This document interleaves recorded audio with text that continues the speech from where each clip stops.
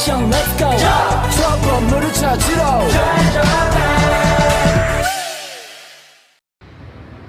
Pertanyaan pertama, apa dampak perubahan organisasi bagi anggotanya? Jelaskan. Terdapat dua dampak yang ditimbulkan dari perubahan organisasi bagi anggotanya. Adapun dampak positif dari perubahan organisasi bagi anggotanya adalah yang pertama, terjadinya komunikasi yang terbuka, yang kedua, adanya kerjasama yang efektif, yang ketiga, anggota lebih bertanggung jawab terhadap tugas yang diberikan, yang keempat, terjadinya pemecahan masalah yang efektif. Yang kelima, adanya interaksi di dalam organisasi. Yang keenam, lebih terbuka antar sesama anggota organisasi. Adapun dampak negatifnya adalah dari perubahan organisasi, karyawan yang tetap bertahan dalam perusahaan akan mengalami berbagai kondisi, di antara lain yang pertama, penambahan beban kinerja, yang kedua, kehilangan rekan kerja, yang ketiga, ketidakpastian yang berkesinambungan, dan ketidakamanan kerja yang disebabkan oleh berbagai perubahan organisasi dari banyak sisi dan menghambat keefektivitasan organisasi tersebut. Pertanyaan yang kedua adalah, beberapa faktor yang mempengaruhi dimensi kekuatan pendorong perubahan adalah kondisi ekonomi, teknologi, serta kebijakan eksternal yang mempengaruhi organisasi. Jelaskan maksudnya. Jadi, menurut Robbins, ada beberapa faktor yang menjadi alasan mengapa suatu organisasi melakukan perubahan. Diterangkan dalam bukunya bahwa perubahan organisasi memiliki alasan dengan faktor-faktor sebagai berikut. Yang pertama, kejutan ekonomi. Kondisi perekonomian yang berubah-ubah dan tidak dapat diprediksikan seperti yang terjadi dewasa ini sewaktu-waktu akan dapat mewujudkan dunia usaha. Kejutan ekonomi ini wujudnya seperti anjloknya harga minyak dunia, kenaikan BBM, kelangkaan bahan pokok, dan jatuhnya nilai mata uang. Kejadian seperti ini akan memaksa suatu organisasi untuk berubah secara adaptif agar dapat menyesuaikan diri dengan keadaan.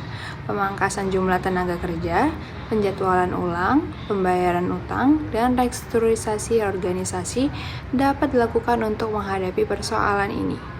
Faktor yang kedua yaitu teknologi, merupakan hal yang harus selalu diikuti oleh organisasi dalam rangka mengatasi persaingan. Perubahan teknologi harus dapat dijawab oleh organisasi untuk dapat terus mensejajarkan diri dalam persaingan. Jika tidak, maka akan dapat menghambat kinerja organisasi. Teknologi merupakan salah satu pendukung utama dalam meningkatkan produktivitas organisasi. Faktor yang ketiga yaitu kebijakan eksternal. Faktor eksternal adalah penyebab perubahan yang berasal dari luar atau sering disebut lingkungan. Organisasi bersifat responsif terhadap perubahan yang terjadi di lingkungannya. Oleh karena itu, jarang sekali suatu organisasi melakukan perubahan besar tanpa adanya dorongan yang kuat dari lingkungannya. Menurut Sobirin, menyatakan bahwa yang mendorong terjadinya perubahan faktor eksternal seperti perubahan teknologi dan semakin terintegrasinya ekonomi internasional. Pertanyaan yang ketiga yaitu pertanyaan terakhir adalah, ada 8 langkah strategi perubahan organisasi.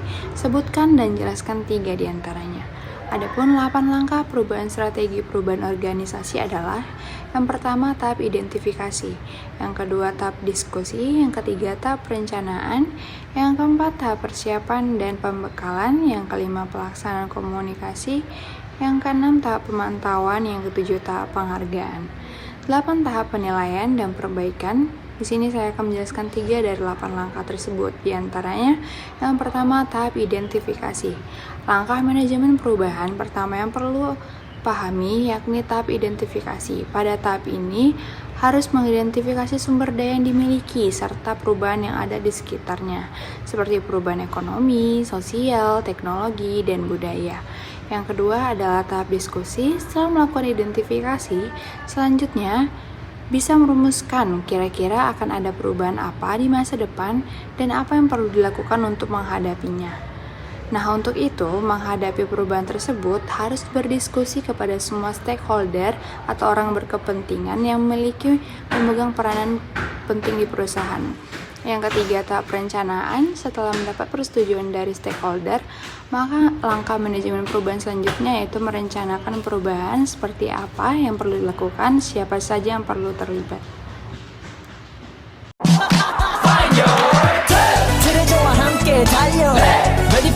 mission, let's go.